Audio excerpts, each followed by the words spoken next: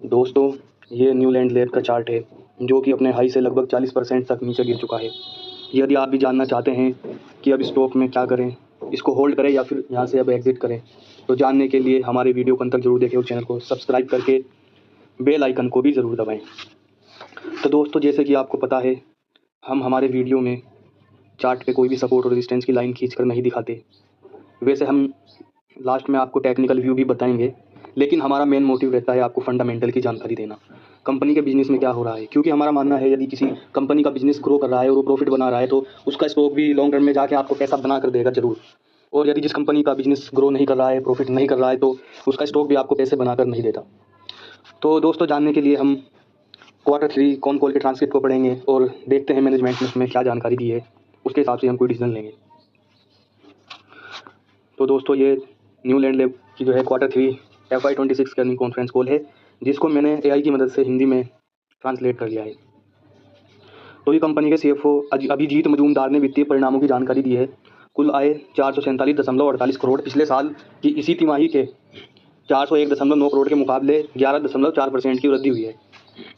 CMS project, व्यावसायिक CMS custom manufacturing solution project ने कुल राजस्व में 50% से अधिक का योगदान दिया है। ग्रोस मार्जिन, इस तिमाही में मार्जिन 52.1% रहा, जो पिछले साल 53.2% से थोड़ा कम है। इसका कारण प्रोडक्ट मिक्स, बिकने वाले उत्पादों का संयोजन में बदलाव है। EBITDA 85 करोड़ रहा, जिसका मार्जिन 19% है। लेबर कोड से जुड़े 10 करोड़ के एक मुश्त खर्च के कारण मार्जिन कम हुआ। यदि यह प्रभाव न होता तो EBITDA मार्जिन 21% 95 करोड़ होता। कर पूर्व लाभ 54.3 करोड़ रहा। EPS 31.5 का रहा। वर्किंग कैपिटल के दिनों की संख्या 145 रही। इन्वेंट्री बढ़ने के कारण इसमें कुछ गिरावट देखी गई है। मैनेजिंग डायरेक्टर सहर्ष दौलुरी ने भविष्य की रणनीति पर चर्चा की। CDMO बिजनेस के बारे में, कंपनी अब मुख्य रूप से CDMO contract development and manufacturing organisation business की ओर बढ़ रही है। बड़ी फार्मा कंपनियों और बायोटेक स्टार्टअप्स के साथ उनकी भागीदारी मजबूत हो रही है। कंपनी पेप्टाइड डोमेन में काफ़ी निवेश कर रही है। 5-6 बड़े ग्राहक पहले से ही विकास के चरणों में जुड़े हुए हैं। जुलाई तक पेप्टाइड के लिए बड़ी विनिर्माण क्षमता तैयार हो जाएगी।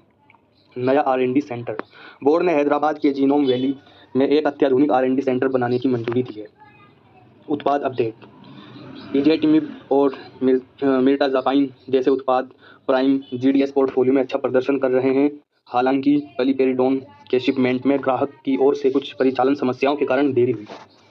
प्रश्नोत्तर के सत्र में जो है मार्जिन में गिरावट, विश्लेषकों ने पूछा कि CDMO की हिस्सेदारी बढ़ने के बावजूद मार्जिन क्यों गिरा। कंपनी ने स्पष्ट किया कि कुछ उच्च मार्जिन वाले उत्पादों जैसे पलिपेरिडोन के शिपमेंट इस तिमाही में नहीं हुए, जिससे औसत मार्जिन कम दिखा। इन्वेंट्री बढ़ने पर सवाल के जवाब में CFO ने कहा कि यह आने वाले समय में बिक्री बढ़ने का संकेत है। उन्होंने उम्मीद जताई कि अगले 2-3 तिमाहियों में इन्वेंट्री के दिन फिर से सामान्य करीब 90 दिन हो जाएंगे।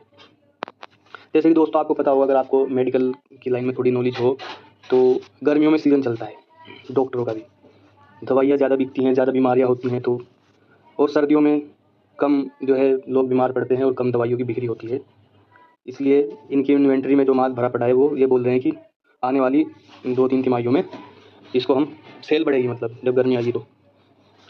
व्यापार समझौते, भारत यूरोपीय संघ EU व्यापार सौदे पर कंपनी ने कहा कि इससे भारतीय API का आयात सस्ता हो सकता है, जिससे कंपनी यूरोपीय ग्राहकों के लिए अधिक आकर्षक बनेगी।